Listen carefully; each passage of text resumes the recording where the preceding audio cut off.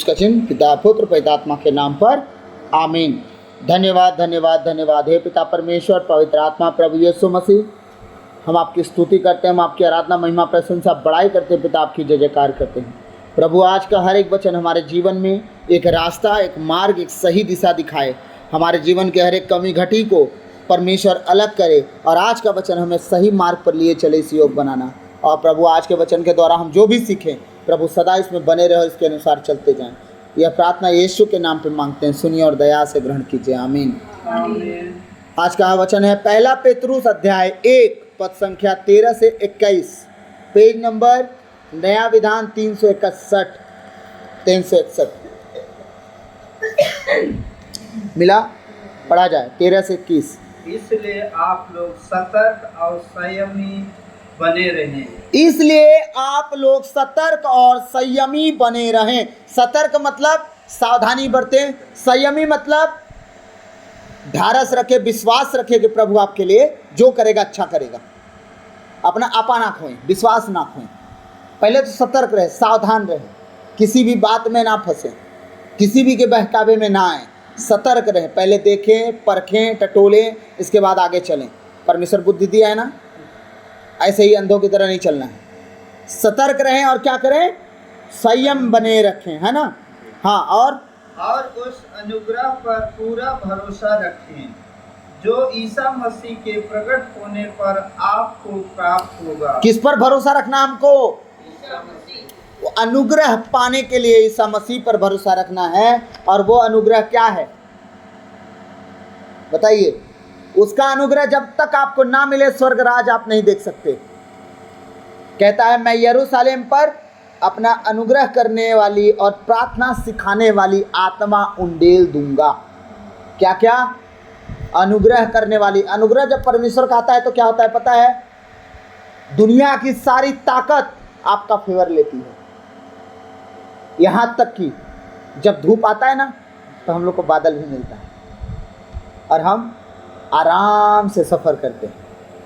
मूसा के साथ नहीं, हमारे साथ भी ऐसा होता है, हम गवाह हैं इसके, आमीन आमीन। अनुग्रह जब होता है तो नेचर भी हमारा साथ देता है। किसका अनुग्रह होता है तब? मनुष्य का नहीं, राजाओं का नहीं, हाकिमों का, अधिकारियों का, ओझा लोगों का। परमेश्वर का अनुग्रह जब होता है ना तो नेचर भी साथ देता है हमारा। Hallelujah hallelujah. क्या हुआ? जिस पानी को पी के गर्भ तक गिर जाते थे, हाँ सही है, परमेश्वर का दास गया, प्रार्थना किया और सारा पानी पीने योग्य बन गया, जिसको कहते हैं मारा का पानी। सही है, लोग पी के मर जाते थे, नहीं बचते थे। परमेश्वर है, नेचर, उसके ऊपर अनुग्रह ना होती, उसके प्रार्थना करने से पानी का अपना क्वालिटी बदल देता क्या? नेचर भी अपना क्वालिटी बदल देता है जब परमेश्वर का अनुग्रह आता है तो। आमीन आमीन। सब लोग सोचते होंगे ये बीच बीच में अच्छा वचन देता है और फिर बीच बीच में ताना मारता है। अरे समझाना चाहता हूँ कि मेरे पास खजाना है, लेकिन बच्चों को ऐसे ही नहीं दे सकता, नहीं तो सब उड़ा देंगे। उस खजाने को पैर से रौंद डालेंगे, समझ गए? कुछ ठट्ठों में उड़ा देंगे, कुछ ऐसे ही भजा देंगे मेरे भाई टाइप से कि वो चांदी के सिक्कों से बीड़ी पी गया। मेरी दादी रखी थी ना चांदी के विक्टोरिया, वो सिक्कों से जाके बताइए बीड़ी पी गया। वो सिक्के थे 700 रुपये के। सोचिए किस टाइम, जब मैं था 5 साल का, आज तो 32 साल का हो गया, ठीक। और उस बीड़ी का कीमत था शायद 4 आना या 8 आना उस टाइम, एक कट्टा बीड़ी का। वो 700 रुपया सिक्का उस टाइम का था। इतना मोटे मोटे विक्टोरिया थी रानी के टाइम का। वो बताइए बीड़ी पी गया, एक सिक्का में एक कट्टा बीड़ी। सोचिए, तो अगर खजाना में ऐसे ही थमा दूं तो फिर तो कुचल दिया जाएगा परमेश्वर का वचन। इसीलिए मैं चाहता हूं पहले आप क्या बन जाओ? मजबूत। वचन को ऑब्जर्व करना सीख लो, तब मैं आपको इस तरह का खजाना खोलूं ताकि आप अपने आप को ब्लेस महसूस करें कि नहीं, अब हमारे जीवन की कमी घटी खत्म हो गई। ये वचन मेरे लिए आज है। मैं कमी घटी दिखा दिखा के वचन क्यों दे रहा हूं? ताकि उन चीजों से आप बाहर निकल लो। ईर्ष्या से, जलन से, लालच से, क्रोध से, झगड़ा से, बैर भाव से, फूट से, व्यभिचार से, नशे से पहले बाहर तो निकलो। ये आशीषें हैं, ये आपको ऐसे ही नहीं मिल जाएंगी जो आज चल रही हैं। ये पहले आपको कमी घटी छोड़ना पड़ेगा, तब ये वचन तुम पर चिपकेंगे और तुम्हारे ऊपर एक परत बैठेगा और तुम में काम करेंगे। आमीन। और वो सदा बने रहेंगे। आमीन। क्या कह रहा है प्रभु का वचन? अनुग्रह संयम बने रहे और संयमी बने रहे और उस अनुग्रह पर पूरा भरोसा रखे। कौन से अनुग्रह पर? जब आदम और हेवा फल नहीं खाए थे उस समय जो उनके ऊपर अनुग्रह था, लेकिन जब वो फल खा लिए, परमेश्वर की दृष्टि में उन्होंने गलती कर दिया, फिर भी परमेश्वर का अनुग्रह उन पर बना रहा। हाँ, मेमना काटा गया, उन्हें चमड़े पहनाए गए, उस दिन भी बलिदान हुआ अदन की वाटिका में, उस दिन भी मेमना बलि हुआ, उस दिन भी उसकी खाल उधेड़ी गई, जिस तरह क्रूस के पहले उधेड़ा गया था यीशु मसीह का 39 कोड़ों के द्वारा। और उस दिन मनुष्य का नग्नता ढाका गया था आदम और हेवा का अदन की वाटिका में। आज पूरी पृथ्वी के मानव जाति का नग्नता ढाका गया यीशु मसीह को कोड़े खाने से, उसके खाल उधेड़ने से। वचन कहता है उसके चेले तक उसे नहीं पहचानते थे। इसका मतलब वो मनुष्य नहीं जान पड़ रहा था, वो कुछ और ही समझ रहे थे कि क्या हो क्या गया। टीवी पिक्चरों में दिखाता ना शैतान का चेहरा बेढंग का, हाँ, उखाड़ा पुखाड़ा एकदम नोचा, इधर उधर झूलता हुआ मांस। हाँ, वो मनुष्य नहीं जान पड़ रहा था, उनकी नज़र में डरावना फेस हो गया था। किसके लिए बताइए तो? अपने लिए वो मर रहा था। हाँ, जब इसहाक का बलिदान होने वाला था, अचानक से, उससे पहले तो भेड़ नहीं फंसी मिल गई थी अब इब्राहिम को, अचानक से कहाँ से आ गया? वहाँ भी बलिदान हुआ। हाँ, हर एक परिस्थिति में प्रभु यीशु अपने आप को बलिदान किया, लेकिन जिस समय जिस चीज़ की जरूरत थी उस समय उस चीज़ का बलिदान हुआ। हालेलुया। किस लिए? ये अनुग्रह हमें मिल जाए। और ये अनुग्रह जब हमें मिला है तो याद रखिएगा, परमेश्वर का बेटा अपनी जान दे दिया, ऐसा अनुग्रह हम पर हुआ। किसी बलि बकरा का नहीं चढ़ा बलि, ना भेड़ बकरों का चढ़ा, ना गाय बैलों का चढ़ा तो किसका चढ़ा? एक जीवित परमेश्वर के बेटे का बलि चढ़ा। वो अनुग्रह के कारण हम पर हुआ। ऐसी ब्लेसिंग, ऐसी आशीष अगर अनुग्रह ना करता हमारे पर, हमारे मानव जाति पर, आप पर, हम पर, माँ के गर्भ से पहले उसने जाना कि हम कौन होंगे। सृष्टि की रचना से पहले वो जाना कि हम कौन होंगे। उस दिन जाना था कि 2024 में लोग मेरे साथ बने रहेंगे, सच्चाई से, खराई से, पवित्रताई से, ना इधर ना उधर, सीधा। इसलिए उस दिन जाना था, तब अपने आप को 2000 साल पहले कुर्बान किया था कि हम आज बचाए जाएं और ये अनुग्रह हमें मिले। सब कहें आमीन। आमीन। इसी अनुग्रह को देने के चलते अपने आप को मारा, कोई और नहीं, कोई साधारण व्यक्ति नहीं मरा। वो परमेश्वर का बेटा है। कहता है कि अभी अभी अगर मैं प्रार्थना करूं तो क्या मेरा पिता 12 पलटन से ज़्यादा मेरे लिए स्वर्गदूतों की सेना नहीं भेज सकता? अपनी तलवार म्यान में डाल पेतरुस। जो तलवार से लड़ते हो तलवार से ही मरते हैं। अच्छा, जब मैं आज सवाल कर रहा था यही वचन को लेके, अच्छा प्रभु आपने कहा तलवार अपनी म्यान में डाल, तो तलवार क्यों चलाया? तो आपने क्यों बताया अपने चेलों को कि तलवार रख लो? बोला था कि नहीं सब लोग तलवार रख लेना? परमेश्वर कहता मैं उसी टाइम के लिए तलवार रखवाया था कि जब पेतरुस तलवार चलाएगा तब मैं उसे बताऊंगा कि तलवार का यूज नहीं होना चाहिए। समझे? वो सही टाइम पे जवाब देने के लिए वो चीज़ रखा था। आज उसका जवाब पाया हूँ। आज मैं दोपहर में सोने से पहले जब वचन पढ़ रहा था यही सवाल था, प्रभु क्यों आपने पेतरुस को पहले बोला तलवार रखो, और फिर जब वो तलवार रख के प्रधान याजक का कान उड़ा दिया, आप बोलते हैं तलवार म्यान में डालो। अब इधर आप बोलते हैं तलवार रखो, उधर आप बोलते हैं कि तलवार म्यान में डालो। प्रभु कहते हैं मैं इसीलिए तलवार रखवाया था कि सही समय पे उसका जवाब दे सकूं कि जो तलवार चलाते हैं वो तलवार से ही मारे जाते हैं। जो फौजी गोली चलाते हैं क्या उन पर गोली नहीं चली? हाँ, जो योद्धा तलवार से लड़े क्या उन पर तलवार नहीं चली? परमेश्वर ये सिखा रहा था अपने चेलों को, तुम्हारी लड़ाई मांस और लहू से नहीं है। तुम्हारी लड़ाई स्वर्ग की प्रधानताओं से है जो अपने आप को कुछ समझते हैं। कौन सा स्वर्ग? 7 स्वर्ग हैं। ये जो शैतान का स्वर्ग बना के घूम रहा है ना अपना बादलों के ऊपर, उसकी बात चल रही है। Hallelujah, hallelujah. अब परमेश्वर क्या चाहता है कि उसका अनुग्रह हम पर आए तो क्या हो? नेचर भी अनुग्रह करे, समय पर बारिश भी बरसे, समय पर धूप भी हो ताकि फिर मानसून तैयार हो और बारिश बरसे। समय पर आप जब जाएं कहीं धूप लगे तो आपको बादल करे, फिर जो हाकिम, अधिकारी, अफसर आपके अधिकारी हो वो भी आप पर अनुग्रह करें। जिन लोगों के बीच में खड़े हो उन पर भय आ जाए। आज कुछ लोग थे जो सही जवाब नहीं दे रहे थे, लेकिन परमेश्वर जब उनके बीच में खड़ा किया तो उनके अंदर वो भय आया। मेरे जाते के साथ उनका बिहेवियर बदल गया। बिहेवियर अंदर से डरे हुए थे मेरे जाने के बाद, पता नहीं क्यों, मैं नहीं जानता। और याद रखिएगा, ये सिर्फ परमेश्वर करा सकता है और कोई नहीं। भय अगर किसी के अंदर डालता है तो परमेश्वर। तब आप अपने अधिकारियों के सामने खड़े होते हैं ना, तो अधिकारी आपके खिलाफ और विरोध में होता है तो भी आपके फेवर में आ जाता है और फिर आपसे सलाह मांगता है कि क्या करना चाहिए। हालेलुया। आगे, आप आज्ञाकारी संतान बनकर अपनी वासनाओं के अनुसार आचरण नहीं करें। किसके अनुसार आचरण ना करें?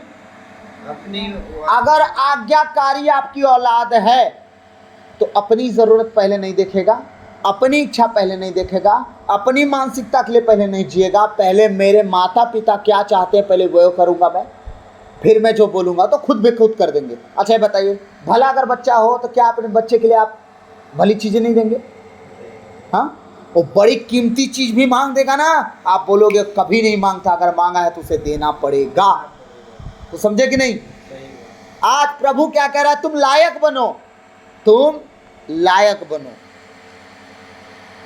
भली चीजों को क्या, बड़ी चीजों को भी देने वाला परमेश्वर मैं हूं। जो तुमने सोचा भी नहीं होगा वो मैं कर सकता हूं। कहता है जहां मैं नहीं बोता वहां काटता हूं, तो वही तो परमेश्वर तुम्हारा हूं ना। तुम भी जहां नहीं बोओगे वहां काट काट के तुमको दूंगा। आमीन। ये कारण क्या है? तुम बस भले बनो उसके सामने, लायक बेटे और लायक बेटी बनो, फिर देखो तुम्हारे लिए वो क्या करता है। तुम कभी मांगते नहीं हो, रात दिन मांग मांग नहीं करते हो, जिस दिन मांगोगे ना पूरा कर देगा वो। आमीन।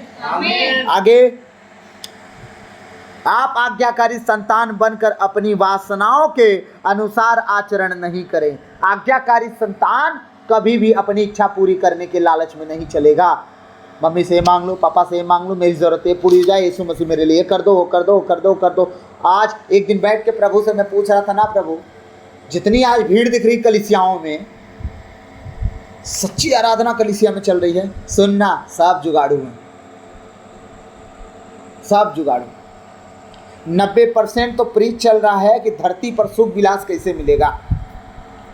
सही है, धरती पर सुखी जीवन कैसे मिलेगा। 90% प्रीच चल रहा है चर्चों में, 90% दुनिया कोई चर्च हो, ठीक।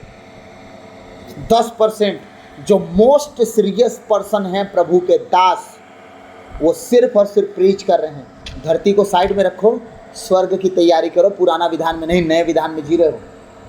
पुराना विधान खत्म, जीने के तौर पे नया विधान शुरू। पुराना विधान यहूदी लेके बैठे हैं ना, बैठे रहने दो। तुम इजरायली हो, तुम मत्ती से प्रकाशना में चलने वाले हो, ठीक है, धरती से स्वर्ग की ओर जाने वाले लोग हो, तो तुम वो 10% लोग यही रास्ता दिखा रहे हैं कि सही रीति से जीना क्या है। घर गाड़ी बंगला के अलावा वो बात करेंगे, इस पर तो बात तक नहीं करेंगे। उन्होंने कहा तुम राज और धार्मिकता खोज करो ना, ये चीजें तो आ जाएंगी, इन पर ध्यान मत दो। ये तुम्हें स्वर्ग लेके नहीं जा सकती, टांग पकड़ के खींच सकती है। आज मैं आपसे पूछूं एक सवाल, जिया जी मैं आपको 60 लाख रुपया देता हूँ, दीदी 1 करोड़ रुपया आपको, बस इतना कहूँ पीछे बंगला बनाइए, एक तो यहाँ पे घर बनाइए, कितना टाइम आपका जाएगा इसमें बताइए मुझे। 1.5 करोड़ आपका हो गया, समझिए ना, एग्जाम्पल सवाल है। मान लेने में अपने पिताजी का क्या जाता है, मान लो ना यार 1.5 करोड़ मिल गए। बोलिए आज घर बनवाना हो, आज से कि आज से ही आप काम शुरू करो, पैसा आ गया ना, पैसा आने के बाद तो एक एक फ़ोन करो, सारा चीज़ घर में अवेलेबल हो गया ना। कितना टाइम लगेगा घर बनने में? बोलिए तुरंत बन जाएगा, एक दिन में बन जाएगा? व्यवस्था बनाने में कितने दिन लग गए? बहुत दिन, अनुमान नहीं लगा सकते। और उतना दिन दिमाग पे प्रेशर रहेगा कि नहीं रहेगा? किसको समय दिया? काम को, मिस्त्री को, सीमेंट को, गिट्टी को, छड़ को, लेबर को और बालू को, सही है, सेटरिंग को, ढलैया को, कैसे होगा, कब होगा, कितना होगा। रात में सोते सोते सुबह की प्लानिंग करके आप सोएंगे। परसों की प्लानिंग, मिस्त्री ये बोला है परसों ये चीज़ चाहिए, खुदा को समय दे पाए? हाँ, इसीलिए मेरी बातें लोगों को बुरी लगती हैं। क्यों? क्योंकि मैं धरती के अनमोल खजाने उनको नहीं देता हूँ ना। 4 पैसा बचाने के चक्कर में मालिक अपनी आत्मिकता खो दे रहा है, अपने घर का मालिक। आत्मिकता में होने के बाद भी अच्छा प्रचारक, अच्छा पासवान होगा ना, तो अगर परमेश्वर का भवन भी बनेगा ना, किसी और के हाथ में सौंप के साइड हो जाएगा। अरे बनना है बनेगा ना, प्रभु का काम है, वो दिया है तो बनेगा ना। हाँ, मुझे घुटनों पे रहना है, घर परमेश्वर तैयार करवाएगा। तरीका नहीं पता लोगों को, सोचते हैं 4 पैसा बचेगा। क्या कर लिए बचा के?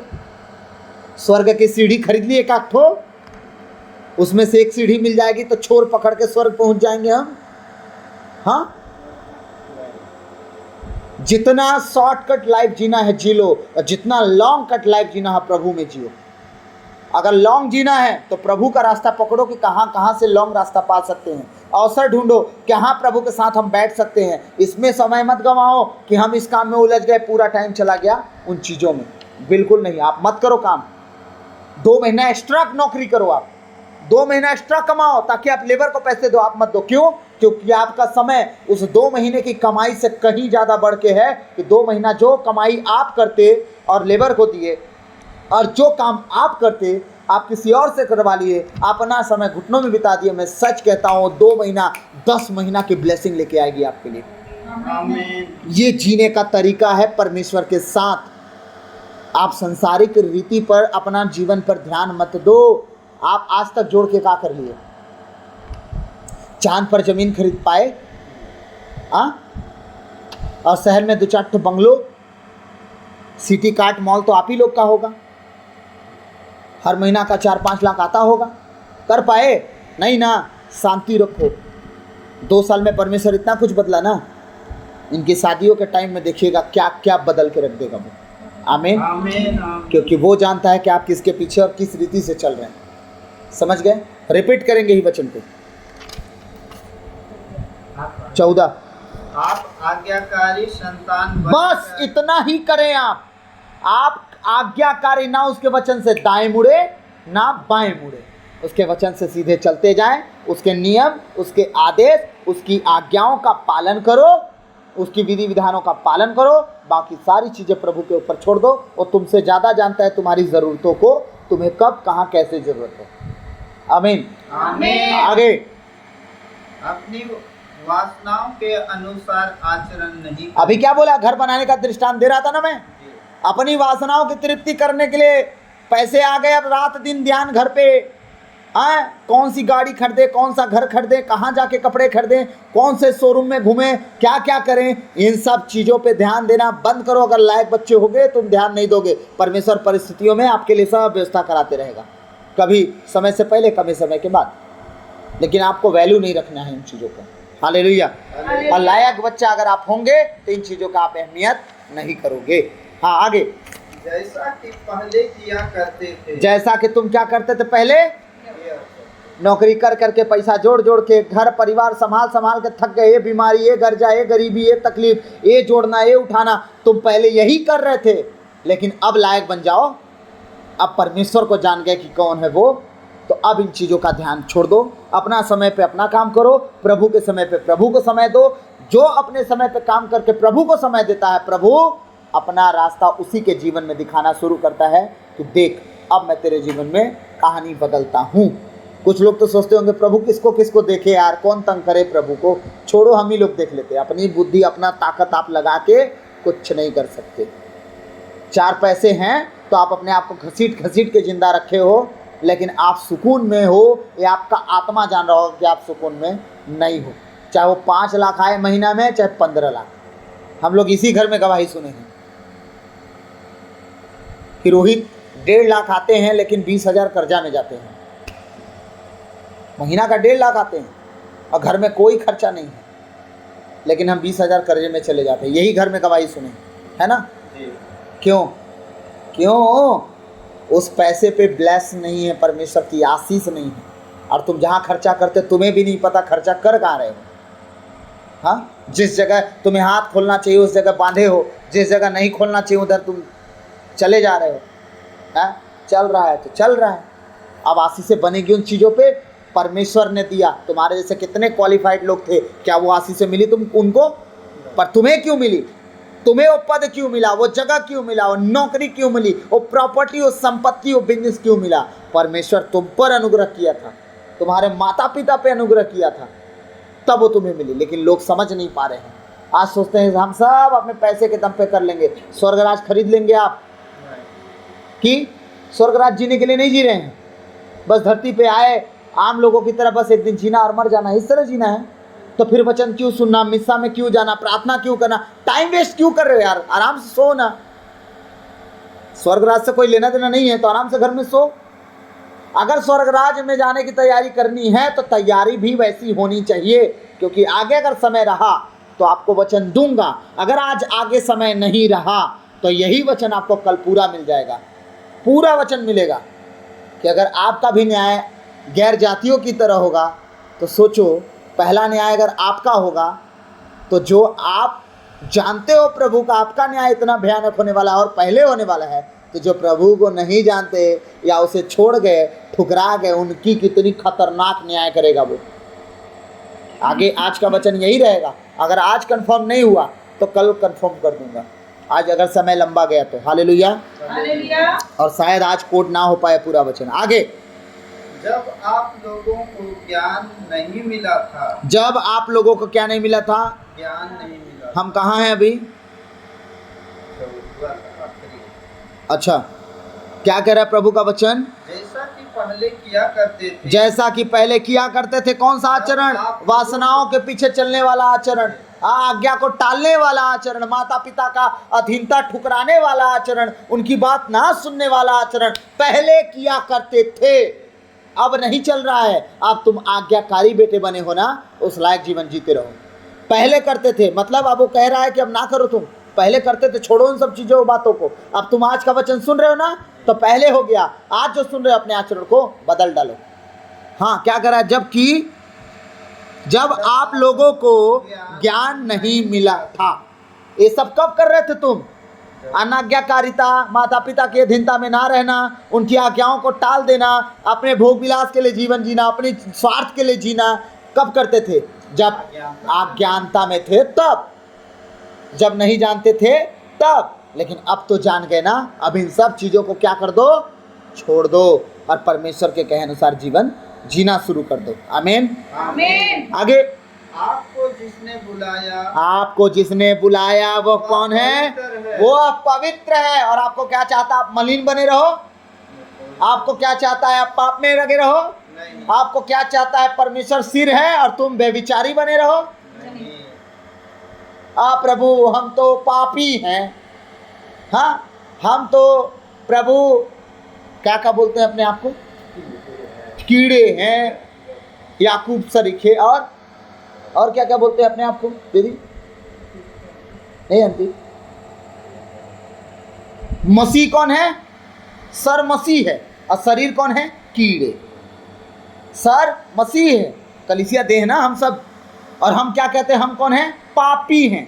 सर तो मसीह है लेकिन देह पापी है। सर तो मसीह है, देह कीड़े है। हम लायक नहीं हैं, सर मसीह है और हम लायक, देह तो लायक नहीं है। मसीह का सर और देह कीड़ा सूट करेगा क्या? नहीं। हाँ, एक कीड़े के ऊपर मसीह का सर फिट करना सूट करेगा? करेगा सूट? यही तो कलीसिया कर रही है अपने साथ। हम तो नालायक है, प्रभु तो जानता है। मतलब मसीह जो है सिर है और धड़ जो है उसका गला के नीचे वाला भाग नालायक है। मतलब लायक सिर, नालायक देह। कैसे चल रहा है? नहीं मतलब कि अब कैसे बोला जाए, सुअर की गर्दन पे इंसान का सर सूट करेगा क्या? अब प्रभु भी यही तो पूछ रहा है सबसे। भाई मैं थोड़ी पूछ रहा हूँ कि तुम अपने आप को नालायक बोल रहे हो, कीड़े बोल रहे हो, पापी बोल रहे हो, अधर्मी बोल रहे हो, और क्या क्या नहीं बोल रहे हो, और तुम कहते हो तू मेरा सिर है। कलीसिया देह है ना प्रभु की, कि नहीं है ना? तो कलीसिया तो तुम हो गए। तो तुम अपने आप को क्या बोल रहे हो और कहते हो तू मेरा सिर है? प्रभु सिर है, कलीसिया पता नहीं क्या चल रहा है। क्या इस तरह का कबूलनामा अच्छा है? नहीं ना। प्रभु तू मेरा सिर है, अगर हम किसी भी तरह से अगर रोगी भी हो गए ना, तू चंगा कर देगा। तो अपना मानसिकता बदल के दुआ करो ना, कुछ भी मत बोलते रहो अपने आप के लिए। हम धर्मी हैं, हम याजक हैं, हम राज पद पाए हुए लोग हैं। हाँ, हम बढ़ते जाएंगे, हम बीमार नहीं, हम चंगे हैं, हम भला करने वाले, हम देने वाले बनेंगे, हम मांगने वाले नहीं बनेंगे। इस तरह की बातें करो ना। लाख गलती किए होंगे, उसने कहा है तुम्हारे पाप अगर सिंदूर की लाल भी हो जाएंगे ना, किरमिच की तरह मैं साफ सुथरा कर दूंगा, हाँ, ऊन की तरह श्वेत कर दूंगा। मटमैले भी होंगे तो। बोला है कि नहीं बोला है? तो तुम यार जो बोला गया उस पर कन्फेशन करना, कुछ भी क्यों बोल रहे हो? हालेलुया। हालेलुया। क्या करा वचन? आपको जिसने बुलाया वह कौन है? पवित्र। तो अब सर पवित्र है तो धर क्या पापी है? अरे पापी रहे होंगे, आज तो मान लो कि हम पापी थे, प्रभु क्षमा कर, तो आज ही तो उसका धर बन जाओ। पवित्र शरीर, पवित्र देह, पवित्र मुंडी, पवित्र धर, पवित्र कलीसिया का सिर यीशु मसीह, पवित्र कलीसिया देह, हम सब पवित्र बनेंगे ना। तो जो बुलाने वाला पवित्र, अगर हम अधर्मी रहेंगे तो मैच खाएगा क्या? सुअर की गर्दन पे इंसान का सिर सूट करेगा क्या? बकरे के गर्दन पर, ऊंट के गर्दन पर, जिराफ के गर्दन पर? हालेलुया। नहीं ना सूट करेगा। इसका मतलब आप समझिएगा, परमेश्वर ने आपको जब कहा कि तुम कौन हो? मसीह के अंग हो, शरीर के अंग हो, तो तुम सब क्या हो? एक ही हो, अलग अलग नहीं। हालेलुया। हालेलुया। तो जैसा कि वो पवित्र है तुम भी आगे आप भी उसके सदृश अपने समस्त आचरण में पवित्र बने। आमीन। आमीन। आप लोग अपने समस्त आचरण में किसके तरह? विजय की तरह। चिड़चिड़ाए तो हम गुस्सा हो जाए, बिरथा की तरह, देख देखे तो लाठी निकाल के पिटबो करे, है ना? और किसकी तरह? समझिएगा, कुछ समझ में आ रहा है कि नहीं? प्रभु यीशु मसीह ऐसा किए क्या कभी? नहीं। हाँ, किए। प्रभु चाहता है कि तुम सब मेरी तरह जीवन जी के अपने आप को प्रमाणित करो कि तुम पवित्र हो। जितना हो सके खुद को छोटा बना के रखो।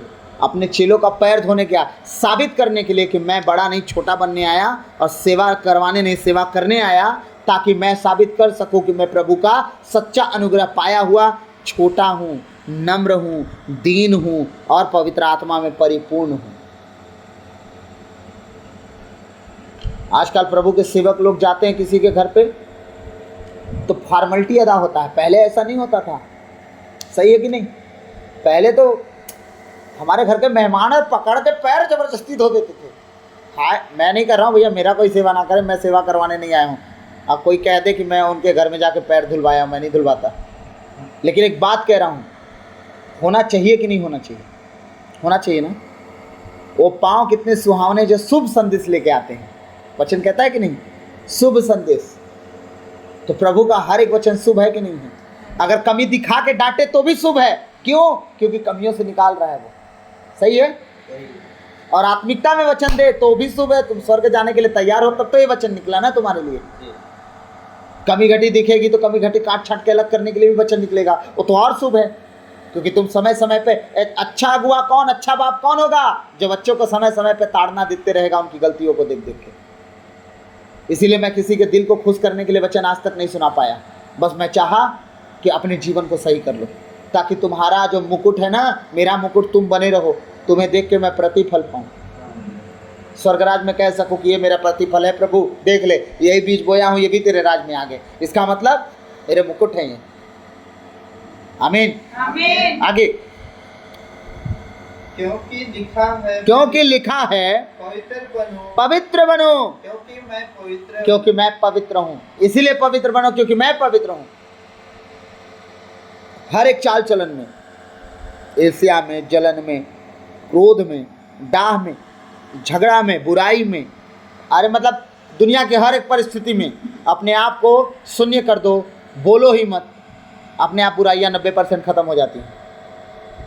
परिस्थितियाँ अगर बिगड़ रही हैं ना, बोलना बंद कर दो, परिस्थितियाँ सुधरना शुरू हो जाएंगी। बोलने की वजह से कहीं ना कहीं घुमा फिरा के आता ही है। शब्द जो आप बोल देते हो वो काम करता है।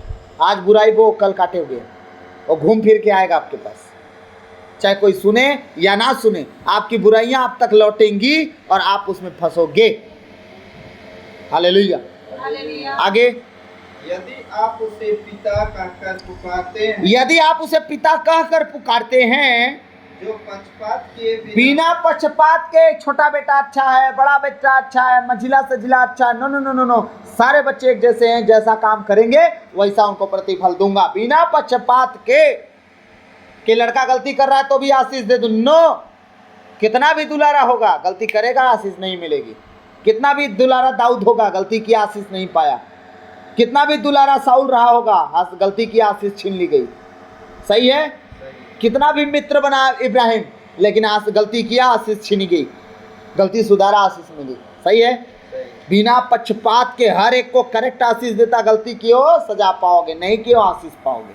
आगे, जो पक्षपात किए बिना प्रत्येक मनुष्य का उसके कर्मों के अनुसार न्याय करता है। प्रत्येक मनुष्य का, जैसा कि मैंने बोला, चाहे वो दाऊद हो, इब्राहिम हो, चाहे वो साउल हो, चाहे कोई हो, चाहे एली याजक क्यों ना हो, गर्दन टूट गया मर गया, क्यों ना कोई हो, हर एक व्यक्ति का करेक्ट वो हिसाब किताब रखता है, चाहे वो कितना भी अच्छा क्यों ना हो। करेक्ट, बिना हिसाब किताब के किसी को ना वो आशीष देता है ना सजा।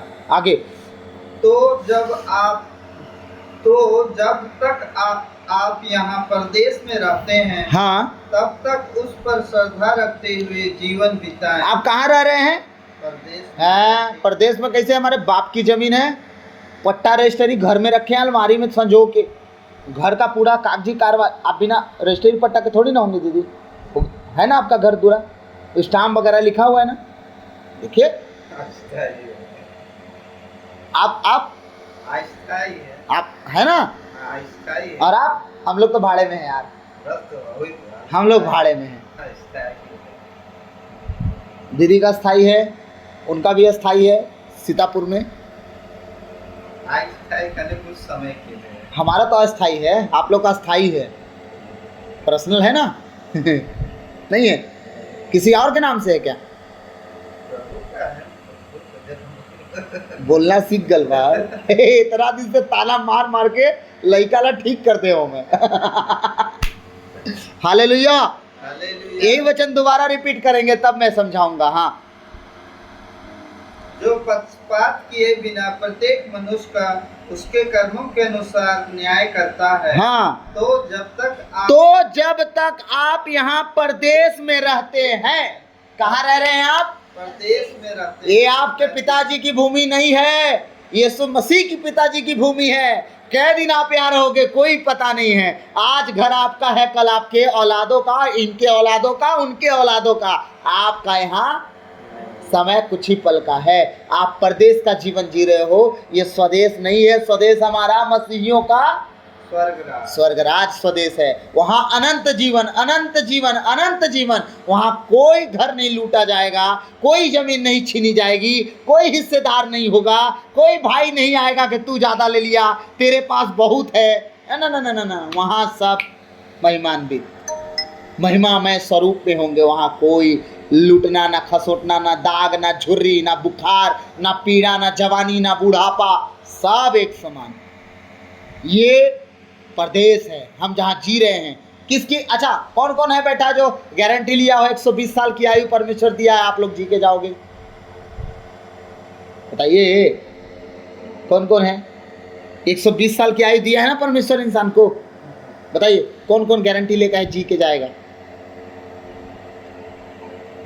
इतने बड़े बड़े परमेश्वर के सच्चे दास नॉकआउट हो गए, है ना। 100 साल, 102 साल, 105 साल, बस 20 पहुंच पाए। समझ में आ रहा है कुछ? और भी नरक पर प्रचार करने वाले सबसे ज़्यादा बिली ग्राहम, नरक पर प्रचार करने वाले परमेश्वर के सच्चे दास बोला जाता है। 102 साल सेवा किए। अरे जी के सोए नहीं बिस्तर में, सेवकाई किए अपने हाथों पैरों से। इन्हें कहते हैं स्पिरिचुअल व्यक्ति। तो समझे, उनको नहीं पता था कि मैं कब तक जीऊँगा। हाँ, तो बताइए, अभी तो हम लोग बच्चे हैं इन सब मामलों में, अभी तो उनके आधा उम्र के नहीं पहुँचे हम लोग। तो समझ में आ रहा है मेरी बात? ये भाड़े की जिंदगी जी के कितना बटोर लूं, कितना धर लूं, कितना जोड़ लूं, कितना सवाल लूं, पता चला रात में ट्यों बोल दिए। क्या बोल दिए? ट्यों।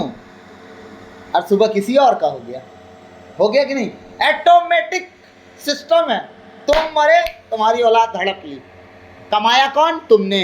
रात दिन खून पसीना कौन बहाया? तुमने। सर्दी में, बुखार में, जाड़े में, उघाड़े में। पौलुस वचन के लिए मार खाया, आप लोग कमाने के लिए मार खाए। करके नौकरी करने भागे, सवेरे सवेरे गए।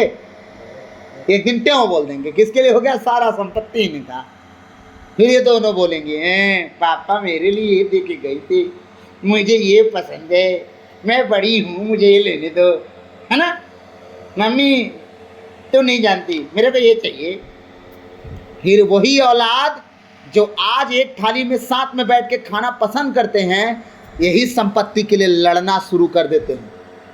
और वो लायक औलाद नहीं, नालायक औलाद हैं, जो अपने माता पिता की बनाई संपत्ति को लूटना चाहते हैं। एक से ज़्यादा लेना चाहता है और एक को कम देना चाहता है। समझ गए? हमेशा बड़े का अधिकार होता है कि अपने छोटे को कहे कि बहन या भाई, पहले तू बता कि तुझे इसमें से क्या चाहिए, लेकिन होना चाहिए बराबर का, ताकि मैं भी कल के दिन दुखी ना हूँ। मेरी भी औलाद होगी तो ये ना कहे कि उन्हें आपने क्यों अच्छा दिया और हमें क्यों अच्छा नहीं दिया, और हमें ना कोसे। तो एक बराबर की होनी चाहिए। लेकिन जब बच्चे नालायक हो जाते हैं ना, तो सिर्फ अपने लिए जीते हैं, ना माँ को याद करते हैं, ना बाप को याद करते कि उन्होंने किस परिस्थिति में उस चीज़ को जोड़ के रखा। सवेरे क्या साहब कहाँ? अरे साहब मैं तो स्कूल मिला। अरे कितना बज रहा है यार? तो साहब 6:30 बजे निकलना पड़ता है, यहाँ धूप देखने को नहीं मिला और साहब पहुँच गए स्कूल डोलते कांपते। किसके लिए यार? हाँ, किसके लिए? इन्हीं लोग के लिए ना। और यही एक दिन नालायक निकल जाए तो क्या कहेंगे अपने जीवन के लिए कि हम क्या जीवन जिए। सही है? हाँ, दुख के आंसू के अलावा कुछ मिला? फिर माँ बाप कहते हैं इस जीवन को देखने से अच्छा मर जाना अच्छा। यही बोलते हैं ना लास्ट में माँ बाप दुखी होके। किसी को मरने का मन करता है क्या? मरने में किसको मजा आता है बताइए तो? आता है किसी को मजा? नहीं ना। लेकिन जब हम अपने औलाद से त्रस्त होते हैं ना, पूरी दुनिया आपको झुका नहीं सकती, औलाद झुका देता है। अभी बोली ना, तो क्या करो, मारो इतने साल बच्चे को। समझ में आ रहा है कुछ? फिर एक दिन ना आप रहोगे, ना ये रहेंगे, ना ये रहेगी, ना हम रहेंगे। हम भी तो अपने माँ बाप के धन संपत्ति खाने वाले लोग हैं ना। रहेंगे कोई नहीं।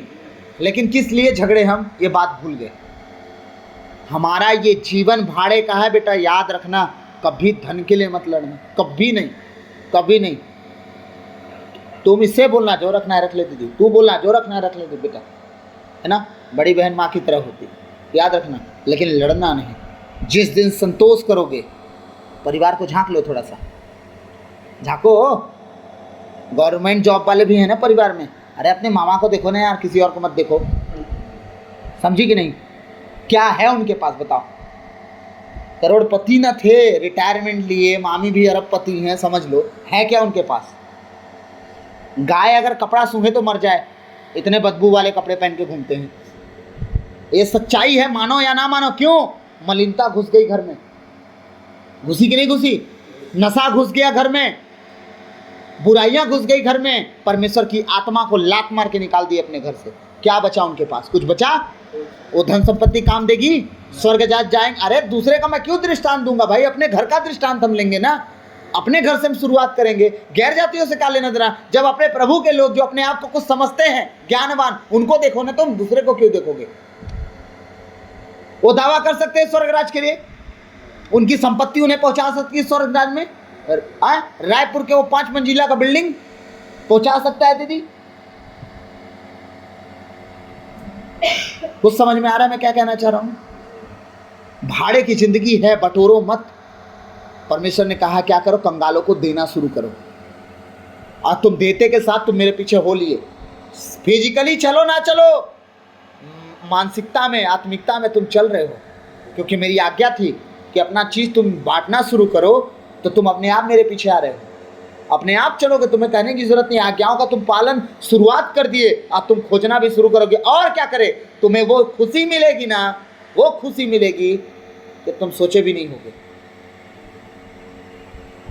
गर्व फील होगा कि मैं परमेश्वर के राज के लिए हाथ बटाई हूं भाई।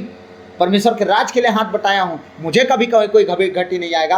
परमेश्वर के राज में बीज बोने वाला एक राजा के राजा, जो राजाओं के राजा है, उसके भंडार में अगर आप कह रहे हो कि मेरा भी पैसा तेरे खजाने में रखूंगा, ब्याज सहित चाहिए मुझे भी, तू कह रहा है ना ब्याज सहित देता है, चाहिए।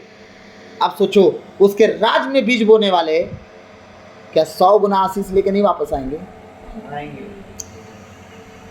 इसलिए परमेश्वर कहता है कि अपने लिए आशीषों को जितना हो सके इकट्ठा करो, ताकि आने वाली 1000 पीढ़ी ब्लेस हो, लड़ने की जरूरत ना पड़े, ब्लेस रहें। हाँ, क्या करता है परमेश्वर? 2 में से 1 को इतने बड़े संपत्ति में भेज देता है, इस संपत्ति को खोजता ही नहीं हो। समझ में आया? इतने बड़े संपत्ति में। एग्जाम्पल दूं? Hallelujah, hallelujah. कौन कहता है कि संपत्ति नरक लेके जाती है? धनवान स्वर्ग राज में नहीं जाएंगे। कौन? लालची स्वर्ग राज में नहीं जाते। समझ में आया? राजा सुलेमान धनवान था ना कि नहीं था? नहीं गया स्वर्ग। अपने दादा बाबा पिताजी के मकबरों में उसका भी कब्र बनाया गया, लाइसेंस था, स्वर्ग राज के लिए तैयार है सब। उन्हें क्षमा किया गया उनकी गलतियों। क्यों? इतने बड़े बड़े काम करके ना उनके सारे पाप ढाके गए। परमेश्वर के भवन को 7 साल बनाया 7 साल में परमेश्वर 2 गुना सालों में उसका घर बना के दिया। तुम मुझे क्या दोगे? मैं देता हूँ। 14 साल में बना के दिया परमेश्वर उसका घर, विशाल घर यरूशलेम में। Hallelujah, hallelujah. आगे, तब तक उस पर श्रद्धा रखते हुए जीवन बिताएं। हाँ, आप लोग जानते हैं कि आपके पूर्वजों से चली आई हुई निरर्थक जीवनचर्या से आपका उद्धार सोने चांदी जैसी नश्वर चीजों की कीमत पर नहीं हुआ है। हालेलुया। आप लोग जानते हैं कि आपके पूर्वजों से चली आई हुई निरर्थक जीवनचर्या से आपका उद्धार सोने चांदी नाश्वर चीज़ों की कीमत पर नहीं हुई है। आप क्या सोचते हो कि आपका धन संपत्ति सोना चांदी हीरा मोती आपको स्वर्ग राज पहुंचा देगा? सवाल यही है। ये चीज़ें आपको उद्धार तक लेके नहीं जा सकती। अगर आप जाना ही चाहते हो तो परमेश्वर के वचनों को थामे भी रहो और अपने काम में लगे भी रहो, ताकि तुम परमेश्वर की भलाई करते करते स्वर्ग राज पा जाओ। सोना बटोरने में मत रहो। इंसान नहीं, सोना सोना दिख रहा है, फिर क्या फायदा? स्वर्ग राज मिलेगा? हाँ, ये वाला कंगन, ते वाला चूड़ी, ते वाला नथनी, ते वाला कान का झुमका, 3 तल्ला 5 तल्ला 9 लखा हार, महारानी हार, दुनियादारी वाला हार, तो 1 9 लाख लटका लो, 1 महारानी लटका लो अपने गले में, स्वर्ग राज मिल जाएगा? मैं थोड़ी बोला कि मत पहनो। तुम्हारे कार्य भी तो होने चाहिए ना, अपने लिए नहीं, दूसरों के लिए कुछ करो, फिर करो अपने लिए, ताकि तुम्हारी इज्जत भी हो कि पहनने योग्य है और दूसरों को बांट के पहनने वाले लोग हैं। ऐसे नहीं सिर्फ अपने लिए जीते हैं। Hallelujah, hallelujah. ये सब बातों को समझना है। आगे, बल्कि एक निर्दोष तथा निष्कलंक मेमने अर्थात मसीह के मूल्यवान रक्त की कीमत पर। क्या हुआ आपका बचाया जाना? सोना चांदी हीरा मोती आपको बचा दिया? नहीं। अमूल्य, जिसका कोई कीमत नहीं चुका सकता, वो यीशु मसीह का लहू था जो आपको बचाया है। ना आपका संपत्ति, ना आपका बंगला, ना आपका पैसा, ना आपका सोना, ना आपका हीरा, ना आपका बैंक बैलेंस, कुछ भी आपको नहीं बचाया। ना आपके पति, ना पत्नी, ना बच्चा, ना बेटी, ना माँ, ना बाप, कोई आपको नहीं बचाया है। एक बहुमूल्य कीमत जो यीशु मसीह ने बहाया, वही आपके बचाने का, छुटकारे का, आपको संभालने का, ऊंचा उठाने का, पापों की क्षमा का, आपकी हर एक परिस्थिति को संभालने बचाने का, स्वर्ग राज तक के यात्रा को पूरा करने के लिए एक व्यक्ति यीशु मसीह ने अपना बहुमूल्य लहू जो बहाया, वो आपके बचाने के लिए बहाया। आमीन, आमीन। आगे, वह संसार की सृष्टि से पहले ही नियुक्त किए गए थे। वो आज से नहीं, संसार की सृष्टि से पहले। हाँ, किंतु समय के अंत में आपके लिए प्रकट हुए। आज से थोड़ी वो पैदा हुए थे कि आज पैदा हुए हो। दुनिया नहीं बनाई गई थी, अपने पिता के साथ बने थे, वो नियुक्त किए गए थे, बनाए गए थे, मतलब साथ में स्थापित किए गए थे। चलो बेटा हम साथ में रहेंगे, समझ गए? लेकिन संसार अंत होने वाला जो समय आया ना, पृथ्वी का सर्वनाश का जब दिन आया, तब वो प्रकट किए गए हमारे ऊपर, ताकि हम लोग जो यहाँ बैठे हैं ना, और जितने ऑनलाइन आज सुनने वाले हैं, वो बच जाएं। चाहे वो हमारी निर्मला दीदी हो, चाहे वो प्यारी दीदी हो, चाहे एक प्यारी दीदी यहाँ बैठी हो, चाहे जितने लोग हैं, वो अंतिम दिनों में अपने आप को प्रकट किया ताकि हम बचाए जाएं। और पैदा कब हुआ, बनाए कब, रचना स्थापित जब कब हुआ? सृष्टि से पहले। सृष्टि थोड़ी बनाई गई थी, वो तो उन लोग खुद तय किए हैं ना। आमीन। आगे आप लोग अब उन्हीं के द्वारा ईश्वर में विश्वास करते हैं। हाँ, ईश्वर ने उन्हें मृतकों में से जिलाया और महिमान्वित किया। आप लोग अच्छा ये बताइए, पिता परमेश्वर को कभी जान पाते अगर यीशु मसीह के अपने पिता की बात नहीं करता बार बार? तो हाँ, प्रभु का वचन क्या कर रहा? आप लोग अब उन्हीं के द्वारा ईश्वर में विश्वास करते हैं। अगर वो ना आते तो आप ईश्वर को नहीं जानते। नहीं जानते। पिता कौन है, पवित्र आत्मा कौन है, यीशु कौन है, जानते क्या? पुराना विधान पढ़ के एक परमेश्वर के विषय में जान पाते, बस एक। मैं जो हूं सो हूं, मैं जो हूं सो हूं, मैं सत्य हूं, बस इतना ही जानते। मूसा को जो बताया था उतना ही, उससे ज्यादा जान पाते नहीं। यीशु मसीह के द्वारा आप पिता परमेश्वर को जान पाए कि वो है कौन, सच्चा ईश्वर कौन है, उसमें कौन कौन निवास करते हैं, कौन कौन आते जाते, कौन कौन रहते हैं। हालेलुया। हाँ, क्या करा है? विश्वास करते। ईश्वर ने उन्हें मृतकों में से जिलाया और महिमान्वित किया, इसलिए आप विश्वास और आपका भरोसा ईश्वर पर, किसी और पर रहे नहीं, अपनी कमाई पे, दम पे, नहीं, अपने पर भरोसा करके 100 साल जिएंगे हम? नहीं, अपने औलादों पे कमाएगा तो हमारे लिए मदद करेगा? नहीं, अपने माँ बाप पे कि हमारे लिए फ्यूचर में प्लान करे ही होंगे? बैंक बैलेंस पे, नौकरी पे 60 साल कमा के हम धरेंगे खूब, आगे एक बीमारी, सारी कमाई खत्म। एक बीमारी घुसती है, कुछ कमाई रह जाती है, एक कैंसर घुसता है, घर जमीन बिक जाता है। सही कह रहा हूँ? डॉक्टर हॉस्पिटल पे हॉस्पिटल बदलवाते सारा पैसा छिट कर जाते हैं। लेकिन जो डॉक्टरों का डॉक्टर और वैद्यों का वैद्य है ना, जब उस पर डिपेंडेंट हो जाते हैं ना, सब कुछ क्लीन कर देता है। इसलिए वो क्या कह रहा है? हालेलुया। ईश्वर ने उन्हें मृतकों में से जिलाया और महिमान्वित किया, इसलिए आपका विश्वास और आपका भरोसा ईश्वर पर आधारित रहे, जिसने मृतकों में से जीवित किया। आप भी अपने जीवन में मरे जैसा जीवन जी रहे थे, कुछ आशा नहीं थी जीवन में, क्या होगा आगे, क्या होगा आगे। जब आपको जिलाया, नया आशा दिया, तो आपका विश्वास उसी पर आधारित होना चाहिए और किसी और पर नहीं। आपका भरोसा उसी पर आधारित होना चाहिए, किसी और पर नहीं। आप किसी पर डिपेंड हो ना हो, अपने प्रभु यीशु पर डिपेंड होकर चलें, ताकि परमेश्वर आपके जीवन में उत्तम से उत्तम काम करता जाए। ब्लेस पर ब्लेस आपके घर में, आपके जीवन में, आपके घर में, परिवार में कभी किसी बात की भली वस्तु की घटी ना होगी। कब? जब आप उसके अनुसार चलोगे तब। आमीन। आमीन। तो कितनों का समझ में आया कि हमें क्या करना चाहिए? क्या करना चाहिए रोजा? तो उससे क्या होगा? आपने सवाल का जवाब दिया, उससे क्या होगा? फायदे भी तो बता दो।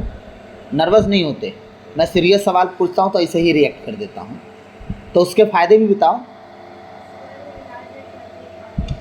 आमीन। आप परमेश्वर के अनुसार अगर जीवन जियोगे तो धरती पे भी अधिकारी रहोगे, स्वर्गराज के भी अधिकारी हो जाओगे। धरती पे भी आप नौकर बन के नहीं घूमोगे। आप नौकर भी होगे ना यूसुफ की तरह, तो आपको भी प्रधानमंत्री का पद मिल जाएगा। वही मालिक आपको इज्जत से बात करेगा आपसे, आपको गाली देके नहीं बुलाएगा। लेकिन कब? जब उसके अनुग्रह की दृष्टि आप पर लग गई तब। अनुग्रह जरूरी है कि नहीं है? फिर से हम पढ़ेंगे 13 वचन पढ़िए एक बार और, तब समझ में आएगा। हाँ, 13 वचन। इसलिए आप लोग सतर्क और संयमी बने रहें। हाँ, और उस अनुग्रह पर पूरा भरोसा हाँ, रखें। पूरा भरोसा रखे वो अनुग्रह पर जो यीशु मसीह के द्वारा मिलने वाला है।